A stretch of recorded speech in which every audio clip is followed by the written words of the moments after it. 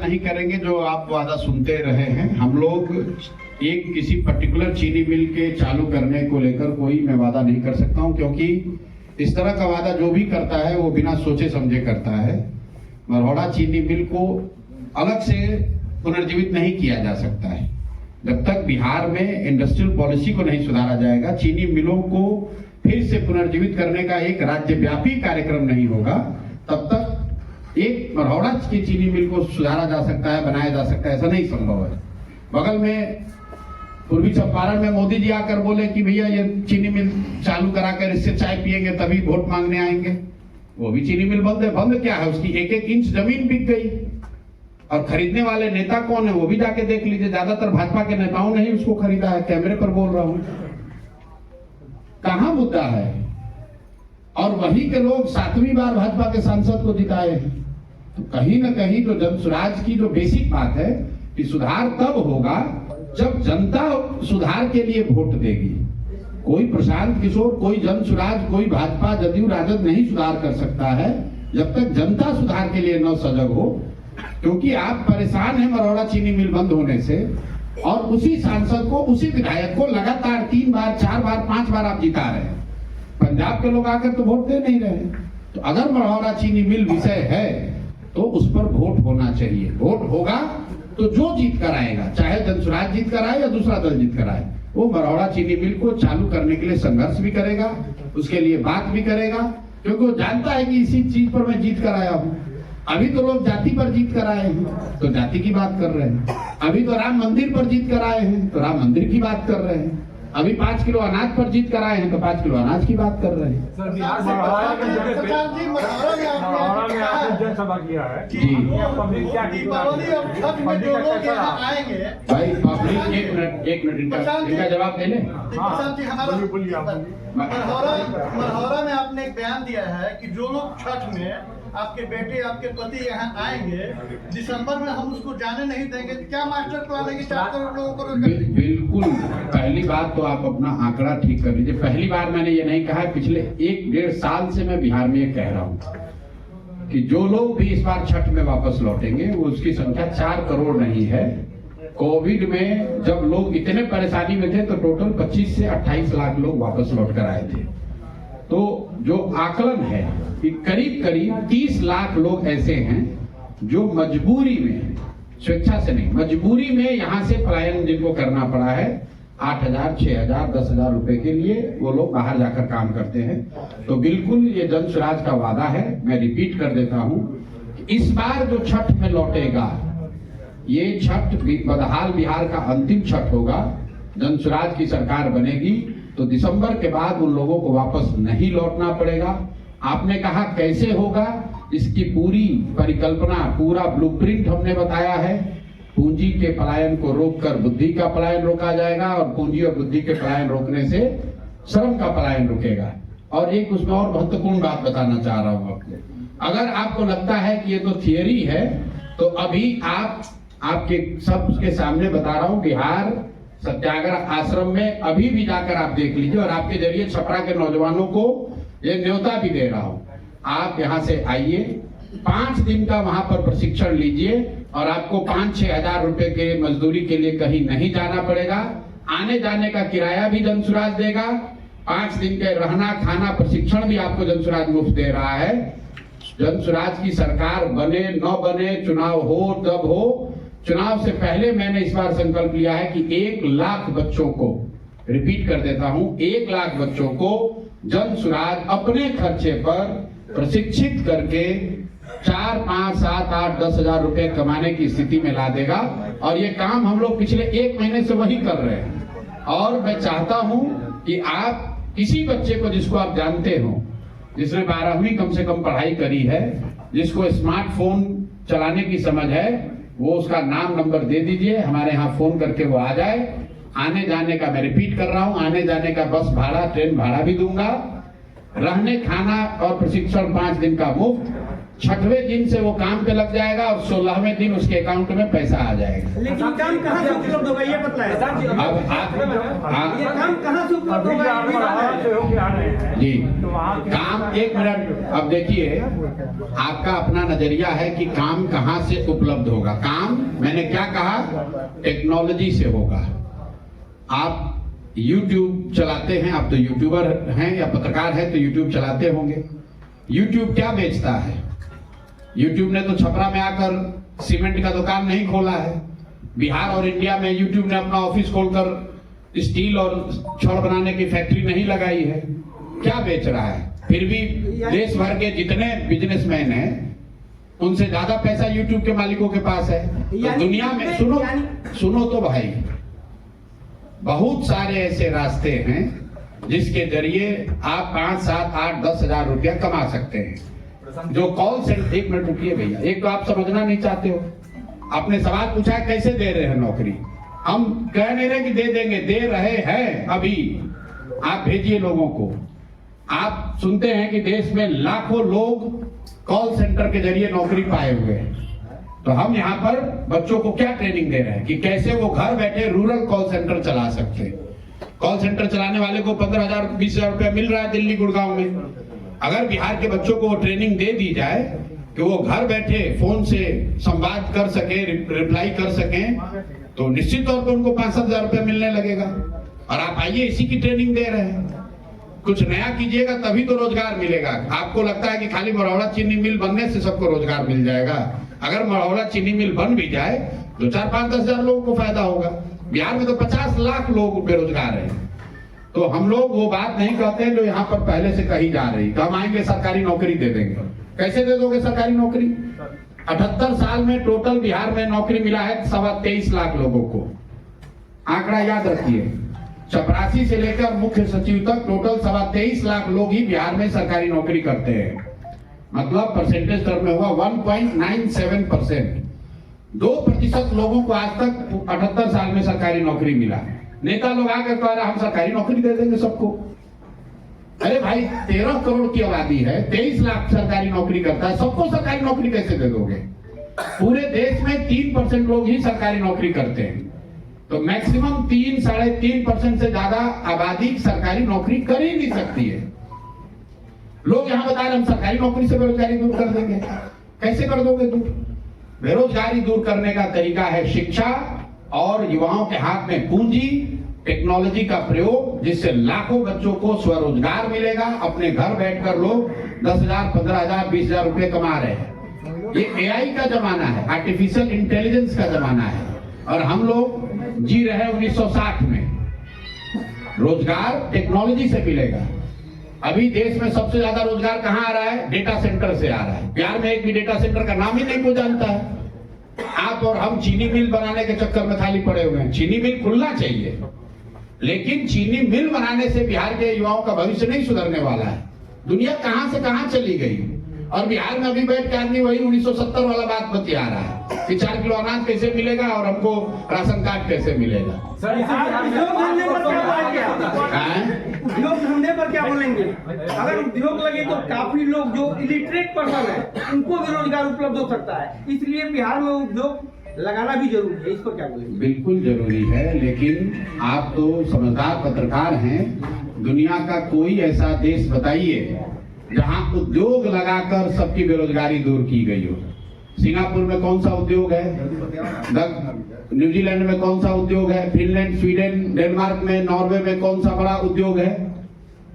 मेरे भाई, उद्योग जो है, सुनिए मेरी बात, लेबर की बात, इकोनॉमी को समझिए।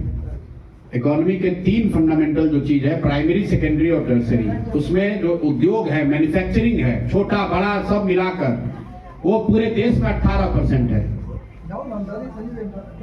कृषि की 60-65% सर्विस सेक्टर है, और आप कह रहे हैं कि उद्योग लगाकर आप बेरोजगारी दूर कर देंगे। कैसे कर देंगे? पूरी इकोनॉमी में सर्विस सेक्टर 65% है और 35 में कृषि और उद्योग दोनों शामिल है, छोटे बड़े सब मिलाकर। तो निश्चित तौर पर उसमें तरक्की होनी चाहिए, लेकिन सिर्फ मैन्युफैक्चरिंग के जरिए आप न देश में न बिहार में बेरोजगारी दूर नहीं कर सकते हैं। सर्विस सेक्टर में नौकरी है, सर्विस सेक्टर में तरक्की है, तरक्की वहीं से आएगी। अगर होटल बन रहा है उसमें 50 लोगों को नौकरी मिली है, उसमें रिसेप्शन पे कोई बैठा है। अगर यहाँ 50 रेस्टोरेंट है तो उसमें 200 लोगों को नौकरी मिली है। अगर यहाँ 1000 टैक्सी चल रही है उसमें लोगों को नौकरी मिलेगी। सिर्फ फैक्ट्री बनाकर मजदूर लगाने से पूरे बिहार को नौकरी नहीं मिल सकती। वो एक छोटा पहलू है। इकोनॉमी में मैन्युफैक्चरिंग सेक्टर का रोल मुश्किल से 20% है, मतलब 1/5 है, और उससे आप 100% लोगों को नौकरी नहीं दे सकते हैं। जैसे सरकारी नौकरी से 2% से ज्यादा लोगों को रोजगार नहीं दिया जा सकता है, वैसे ही पूरी आबादी का 20 या 25% से ज्यादा लोग मैन्युफैक्चरिंग से, चाहे छोटा उद्योग हो या बड़ा उद्योग हो, उससे उसको पूरा रोजगार नहीं मिल सकता है। जब तक तीनों पहलू, कृषि, इंडस्ट्री और सर्विस सेक्टर, तीनों में तरक्की नहीं होगी, तीनों के बारे में प्लान नहीं किया जाएगा, तब तक बिहार में बेरोजगारी खत्म होने वाली नहीं है। सर आज स्थिति बहुत एक बॉटम में है, उसको टॉप में ले जाने के लिए क्या प्लान है? किसका बॉटम में है? हर एक चीज में, शिक्षा में भी देख सकते हैं। बॉटम में है तो उसको टॉप में ले जाने का पहला प्लान ये है कि जो लोग बॉटम में हैं, हम और आप बिहार के लोग पहले ये एक्सेप्ट करें, रियलाइज करें कि हम लोग भैया सबसे पीछे और गरीब हैं। क्यों गरीब हैं उसका मतलब समझें कि गरीबी बात करने से दूर नहीं होगी, गरीबी सही तरीके से वोट देने से दूर होगी। वोट उसको दीजिए जिसकी समझदारी हो, अगर वो, और जिसको भी दीजिए उसको 5 वर्ष के लिए चुनिए। जीवन भर की बंधुआ मजदूरी मत कीजिए, किसी को मौका 5 वर्ष ही मिलना चाहिए। 5 वर्ष में अगर वो दल, वो नेता काम नहीं करता है तो उसको पलट के दूसरे ओर कीजिए। दक्षिण के जो राज्य जहां पर तरक्की हो रही है, कर्नाटक, तमिलनाडु, केरल, तेलंगाना और आंध्र प्रदेश, जिन राज्यों में करीब करीब 1/3 जीडीपी अब पूरे देश का सिर्फ 5 राज्यों में है, इन राज्यों में पिछले 78 साल में कोई व्यक्ति 10 साल से ज्यादा मुख्यमंत्री नहीं बना है। क्यों? क्योंकि जनता वहां पर डिमांड कर रही है कि भाई तुमने जो काम किया तुमसे हमको अच्छा चाहिए। अगर आप कल जनसुराज को चुन देंगे और जनसुराज वालों को ही लगातार वोट देते रहेंगे तो जनसुराज वाले भी काम नहीं करेंगे। सबसे पहले तरक्की तब होगी जब जनता अपना अधिकार समझेगी और नेताओं में, दलों में ये डर होगा कि हम काम नहीं करेंगे तो जनता हमको हटाएगी। अभी तो जनता हटाएगी इसकी चिंता ही नहीं है। नेता जो है वो ये सोचता है कितना यादव है, कितना भूमिहार है, कितना पंडित है, वो देख ही नहीं रहा है कि कितना फैक्ट्री खोले, कितना स्कूल खोले, कितना सड़क बनाए। चुनाव लड़ने के लिए उसको मालूम है लोग जाति पर वोट देंगे, तो वो स्कूल की चिंता क्यों करे, फैक्ट्री की चिंता क्यों करे। मैं आपको बता रहा हूँ कि मरौड़ा चीनी मिल आप बता रहे हैं बहुत बड़ा जख्म है, और आप लोग, सब लोग, हम लोग मिलकर जो लोग मरौड़ा चीनी मिल को बंद कराए उनको वोट दे रहे हैं, जो लोग मरौड़ा चीनी मिल खोलने का गलत वादा किए उन्हीं को वोट किए जा रहे हैं। तो कैसे सुधार होगा? सर एक मिनट, सर आपने कहा कि हम सोशल मीडिया के जरिए, हमने कहा एक बात और कि जायज पे इतने लोग बैठे हैं, सबसे बड़े ज्ञानी हम ही नहीं है, आप सब सवाल कुछ इनसे भी पूछिए। सर एक लास्ट सवाल है, आपने बोला कि सोशल मीडिया के जरिए बच्चों को जॉब देंगे। सोशल मीडिया नहीं, टेक्नोलॉजी। आज से 1-1.5 साल पहले आपका आईटी टीम यही काम फोन करके यूट्यूब चलाते हैं, वादा करते थे कि हम ऐसे करेंगे, ऐसे सिखाएंगे, आप अच्छे कमाई कर सकते थे यूट्यूबर से। उसके बाद बच्चों का बहुत कि हम कोई खराबी होगा, कोई प्रॉब्लम, हम आपके संभालने के लिए हैं, पेज ही कर दिया जाएगा। आपके सामने प्रूफ है, मेरा पेज 3 पेज खराब है, जिसका नुकसान लगभग 8 से 10 महीने में लगभग 17-18 लाख रुपया मेरा बर्बाद। आप उसके बाद हमारे वजह से आपका 17-18 लाख नुकसान हो गया। आपकी आईटी टीम ने मैं प्रूफ दे सकता हूँ। अच्छा, आप अलग से आके कम से कम आप मेरे इस बात को तो प्रमाणित कर रहे हैं कि, सुनिए ना, कि YouTube के जरिए या टेक्नोलॉजी के जरिए 17-18 लाख रुपया भी कमाया जा सकता है। आप तो हमारी बात कह रहे हैं। आपके साथ किसने क्या धोखा कर दिया, अभी कैमरे के बाद यहाँ बैठिएगा, अगर कोई धोखा किया होगा तो हर नाम से ले लीजिएगा। लगातार बात आप कर रहे हैं कि युवाओं को रोजगार मिले, आपकी पार्टी में भी तमाम नेता हैं, कि आपका दल भी युवा आगे जो आने वाले प्रत्याशी हैं उस पर किस तरह के प्रत्याशी पर दाव लगाने वाला है, ऐसा कुछ है? मतलब कि युवाओं पर हम नेताओं का चुनाव करेंगे, उनको रोजगार थोड़ी ना दे रहे हैं, उनको पहले से रोजगार युवाओं को आप क्या करेंगे? ऐसे लोगों को एमएलए बनाए जो एमएलए रोजगार नहीं, युवाओं को आप सरकार देंगे या नहीं देना चाहिए? युवाओं, देखिए युवाओं की जो हमसे भागीदारी का सवाल है, हाँ। निश्चित तौर पर एक बहुत बड़ी संख्या में युवा आपको जनसुराज के टिकट पर लड़ते हुए नजर आएंगे, लेकिन जनसुराज का क्राइटेरिया ये नहीं है कि आप युवा हैं इसलिए आपको टिकट मिल जाएगा। अगर आप सही व्यक्ति हैं, समाज में आपकी पकड़ है, समाज के लोग आपको चाहते हैं, तो आप युवा हो या बुजुर्ग आपको टिकट मिलेगा। लेकिन स्वाभाविक तौर पर क्योंकि हम लोगों ने कहा है कि ज्यादातर उम्मीदवार, मैं कह सकता हूं कि 2/3 से ज्यादा उम्मीदवार ऐसे लोग होंगे जो नए चेहरे होंगे, उसमें युवा भी बड़ी संख्या में होगा। भाई देखिए, एक मिनट इनका जवाब देंगे। मेरे से सवाल ये पूछा गया कि आप चुनाव कहाँ लड़ेंगे, क्या आप चुनाव लड़ेंगे? मैंने कहा कि अभी तक मैं चुनाव नहीं लड़ूंगा, यही निर्णय है, लेकिन मैं दल से ऊपर नहीं हूँ। दल ने अगर निर्णय ले लिया तो जो दल निर्णय करेगा वो करूंगा। अगर दल ने निर्णय लिया कि मुझे राघोपुर से लड़ना है तो राघोपुर से भी लड़ूंगा। दल ने निर्णय लिया कि हरनौत से लड़ना है तो हरनौत से लड़ेंगे। जो भी दल से निर्णय होगा वो उसको मुझे मान्य, वो मेरे लिए मान्य होगा। प्रशांत जी, आप लगातार बिहार में जाति आधारित राजनीति पर चोट करते हैं, लेकिन उपचुनाव में आपने भरपूर चोट की, लेकिन कोई अच्छे नतीजे जनसुराज के लिए नहीं है। अभी भी आप इस बात को दोहराया है आपने कि बिहार की जनता जाति पाति के आधार पर वोट करती है, तो ऐसे में जो कमिंग इलेक्शन है इसके लिए आपकी पार्टी की रणनीति में कोई बदलाव आया है? मैंने ये नहीं कहा कि आपने बात को ध्यान से सुना नहीं। हमने ये नहीं कहा कि बिहार की जनता जाति पाति पर वोट करती है। मैंने ये कहा कि अगर जाति पर वोट करोगे तो आपको विकास नहीं मिलेगा। मैं रोज कहता हूँ कि बहुत सारे लोग आपके छपरा में, बहुत सारे लोगों ने लोकसभा में मोदी जी के नाम पर वोट दिया है। मोदी जी के जाति के लोग तो नहीं रहते हैं छपरा में, तो मैं ये नहीं मानता हूँ कि हर व्यक्ति जाति पर वोट देता है, लेकिन आप जाति के लिए वोट दें या 5 किलो अनाज के लिए वोट दें या मंदिर के लिए वोट दें या हिंदू मुसलमान के नाम पर वोट दें, जिस चीज के लिए वोट देंगे वो चीज आपको मिलेगी। ये बात जनसुराज बता रहे हैं, हम लोग बता रहे हैं कि आप अपने बच्चों के पढ़ाई रोजगार के लिए वोट दीजिए, वो भी आपको मिलेगा। रह गई बात, आपने कहा उपचुनाव में, तो 2-3 बात आप समझ लीजिए। उपचुनाव में जनरली अक्रॉस इंडिया पिछले 75 साल में देख लीजिए 90% केस में जो रूलिंग पार्टी है वही जीतती है।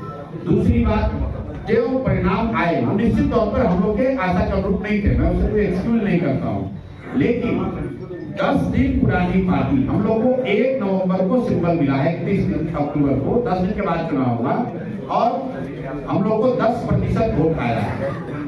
जदयू यहाँ पर 30 साल से तो राज कर रहे हैं, 18-20 साल से तो नीतीश बाबू मुख्यमंत्री हैं। जदयू जब अकेले लड़ी थी तो उनको 16% वोट आया था। पिछले बार भाजपा को 19.6% वोट आया है बिहार में।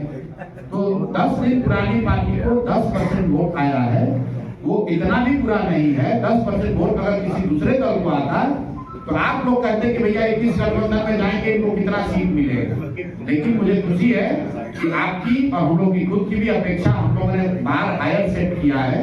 हम लोग 10% 15% वोट लेने नहीं आए हैं, हम लोग बिहार जीतने भी नहीं आए हैं, हम लोग बिहार को सुधारने का लक्ष्य लेकर आए हैं। तो हम लोग को और मेहनत करने की जरूरत है। और आपने उपचुनाव के बाद जो एमएलसी का चुनाव होगा वो नहीं देखा जहां आपको 22% वोट हम लोग को मिला, जीते वहां भी नहीं, लेकिन राजद तीसरे नंबर पे था, एनडीए चौथे नंबर पर और जनसुराज दूसरे नंबर पर 22% वोट के साथ था। आप थोड़ा सा समय दीजिए, अभी चुनाव आने दीजिए, दूध का दूध पानी का पानी हो जाएगा। लेकिन अंतिम एक और बात सुनिए, मैं यहाँ पर एमएलए बनने नहीं आया हूँ, मुझे एमएलए बनकर मंत्री बनकर अपना जीवन नहीं सुधारना है। मैं बिहार को सुधारने के नजरिए से आया हूँ, एक सोच एक विचार लेकर आया हूँ और जनता को मैंने बार बार ये आश्वस्त किया है कि मैं कुछ भी हो जाए उसके ईमानदारी और शुद्धता में कमी नहीं आने दूंगा। और अगर उसके लिए 2 साल 5 साल 10 साल भी लगे तो मुझे कोई घबराहट नहीं है, मैं बिल्कुल पीछे हटने वाला नहीं हूँ। कोई भी जब आप बड़ा काम लेते हैं तो स्वाभाविक तौर पर उसमें अच्छे दिन भी आएंगे और कुछ झटके भी लगेंगे, लेकिन आज जनसुराज इतनी बड़ी ताकत है, इतनी बड़ी ताकत है कि कोई भी दल बिना जनसुराज की बात किए हुए अपने चुनाव की परिकल्पना नहीं कर सकता है, ये आपको भी मालूम है।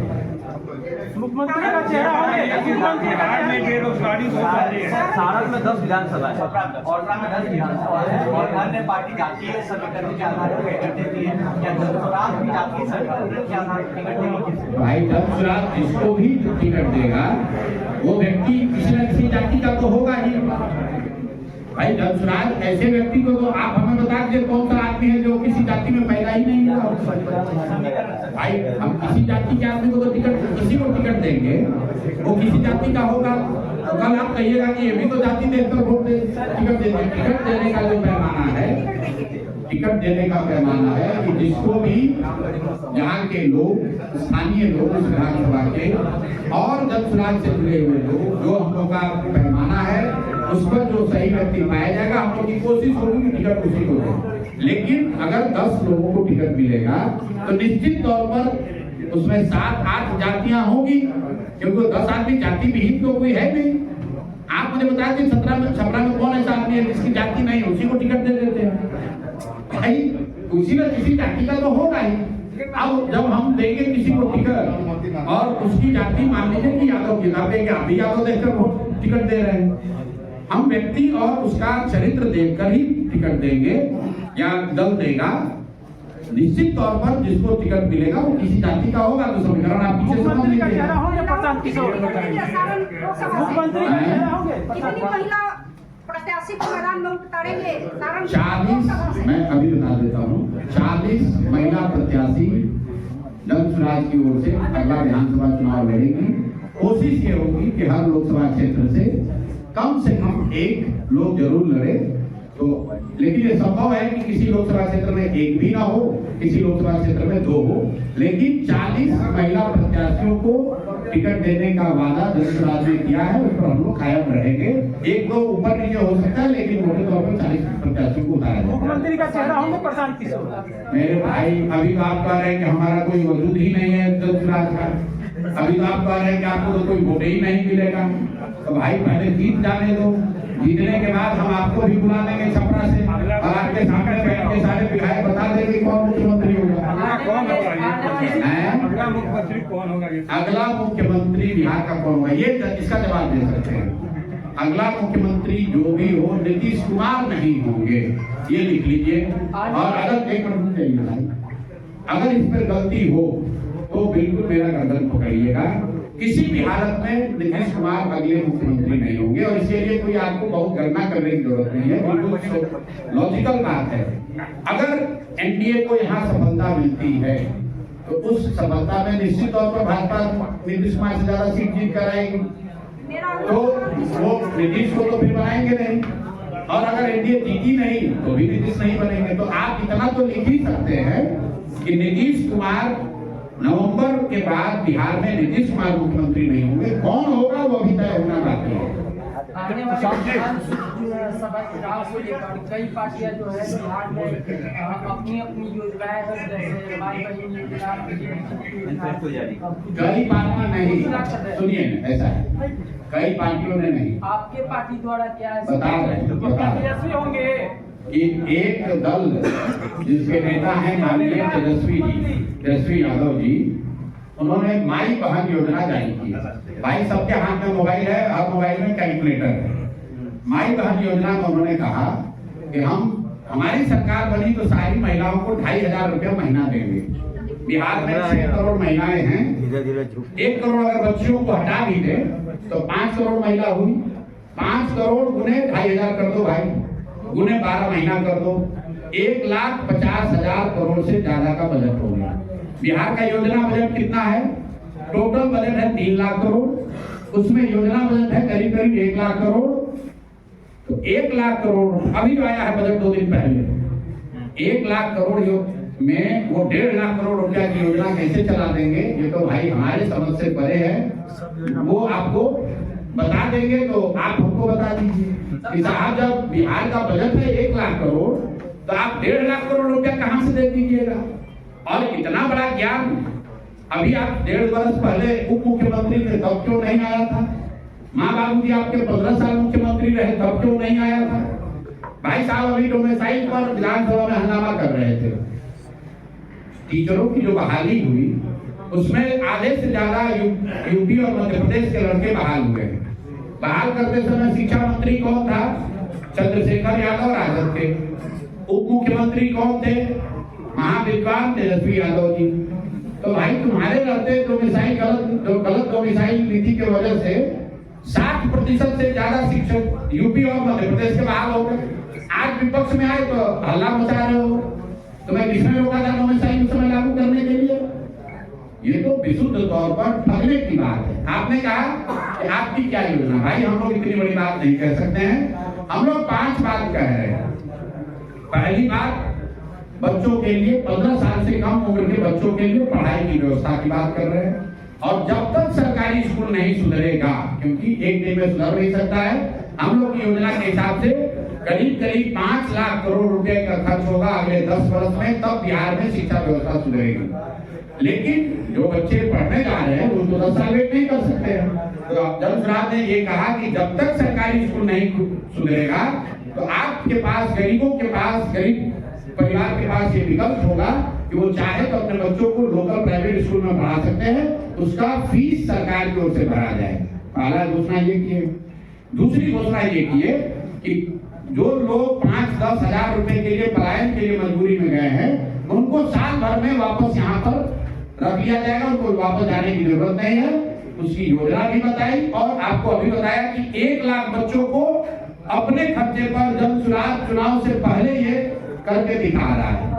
तीसरी बात हम लोगों ने कही कि मनरेगा को कृषि से जोड़ दिया जाएगा, ताकि दिसंबर के बाद यहाँ के जो किसान हैं उनको खेती करने के लिए मजदूर मुफ्त में मनरेगा के तहत प्रदान किए जाएं। चौथी बात आपको कही गई, यहाँ जितनी महिलाएं हैं उनको स्वरोजगार के लिए सरकारी गारंटी पर, क्योंकि गरीब लोगों के पास गारंटी देने के लिए जमीन नहीं है, सरकारी गारंटी पर उनको लोन दिया जाएगा, जिस पर ब्याज सिर्फ उनको 4% देना पड़ेगा। तो हम लोग अगर 4% देने का मतलब है कि 6,000 करोड़ रुपया में 1 लाख करोड़ रुपया का क्रेडिट लोगों को दिलाया जाएगा। 10% अगर सरकार मान लो कि नहीं ब्याज है, 4% पब्लिक देगी, 6% सरकार देगी, 6,000 करोड़ रुपया का खर्चा है, 1 लाख करोड़ रुपया लोगों को लोन मिलेगा स्वरोजगार के लिए। और अंतिम बात जो बताई गई है कि 60 वर्ष से ज्यादा उम्र के जितने लोग हैं जिनको पेंशन 400 रुपया मिल रहा है, उसमें आप दिव्यांग और विधवा लोगों को भी जोड़ लीजिए, मैं अलग से नहीं बोलता हूँ। मतलब जिसको भी पेंशन 400 रुपया मिल रहा है उसको 2,000 रुपया दिसंबर 2025 से मिलने लगेगा। इसका खर्चा आएगा करीब 12,000 करोड़ रुपया साल का। तो हम सिर्फ योजना नहीं बता रहे हैं, योजना पर क्या बजट लगेगा और वो बजट कहाँ से आएगा ये भी बता रहे हैं।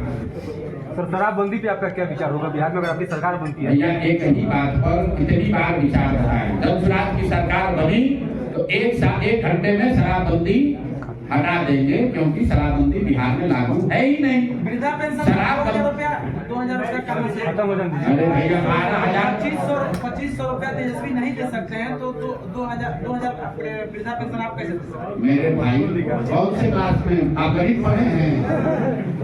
यहाँ पर मैंने आपको गणित बताया कि महिलाओं को 2,500 रुपए देने का मतलब है 6 करोड़ महिलाओं को 5 करोड़ महिलाओं को देना पड़ेगा। 60 वर्ष से ज्यादा उम्र के कितने लोग रहते हैं बिहार में? 60 वर्ष से ज्यादा उम्र के कितने लोग रहते हैं बिहार में? 1 करोड़ से कम। दोनों में फर्क आपको नहीं समझ में आ रहा है भाई साहब? अमूमन मेरा सवाल है कि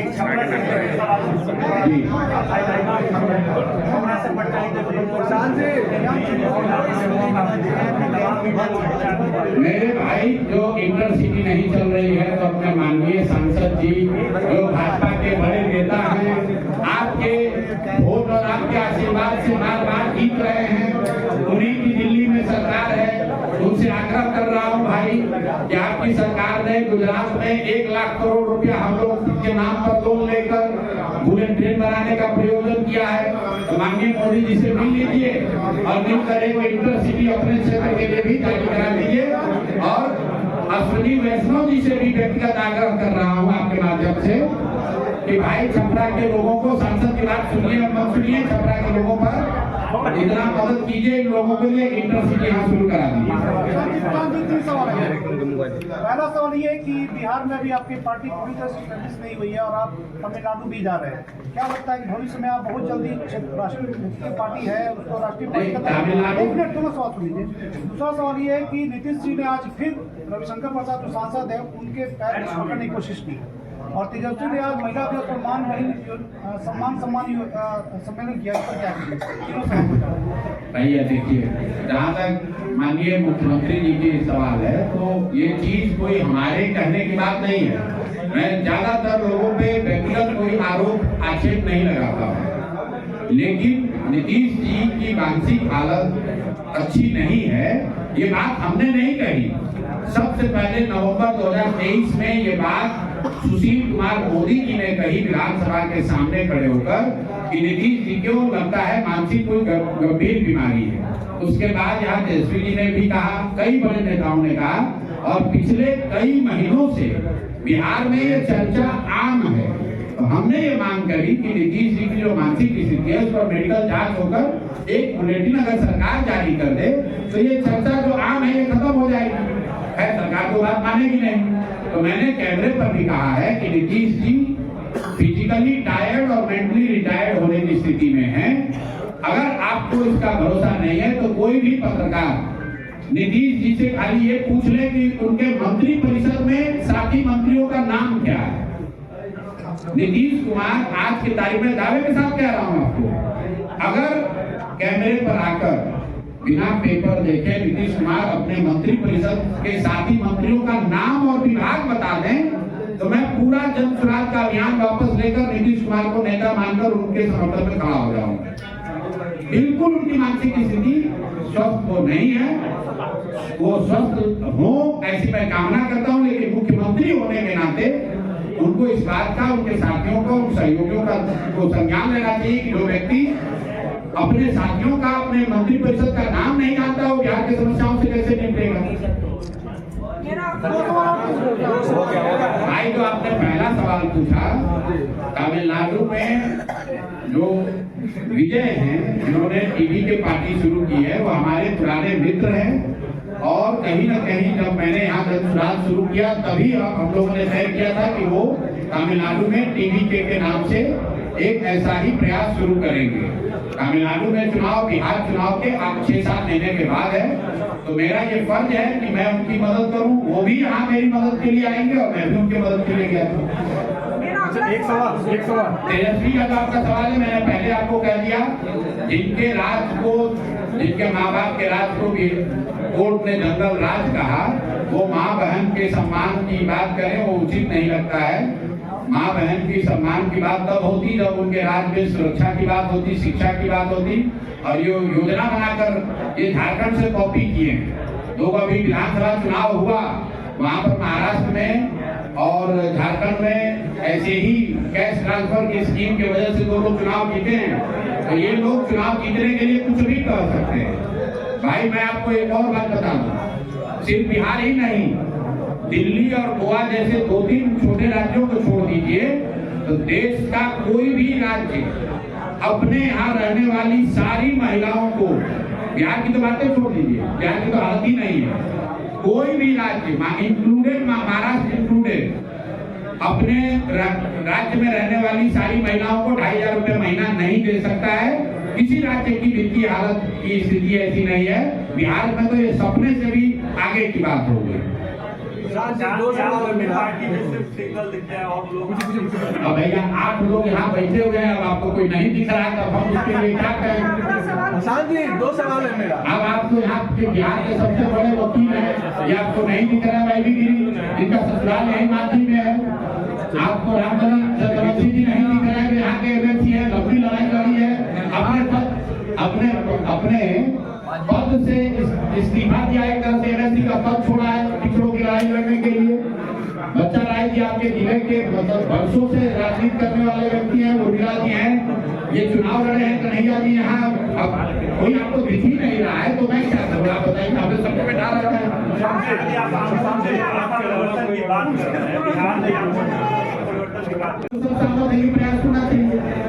प्रयास मैं तो आप पत्रकार हैं, हम आपसे उल्टा सवाल पूछ रहे हैं। बिहार को सुधारने का, बिहार में व्यवस्था परिवर्तन का प्रयास होना चाहिए कि नहीं होना चाहिए? तो प्रयास मैं करूं या आप करें? प्रयास आज हो या 10 वर्ष के बाद हो, करना तो किसी न किसी बिहार के आदमी को ही पड़ेगा। तो खाली ये करते रहने से कि बहुत अंधेरा है, अंधेरा खत्म नहीं होगा, किसी को दिया जलाना पड़ेगा। अब वो दिए का प्रकाश कितना होगा ये तो समय बताएगा।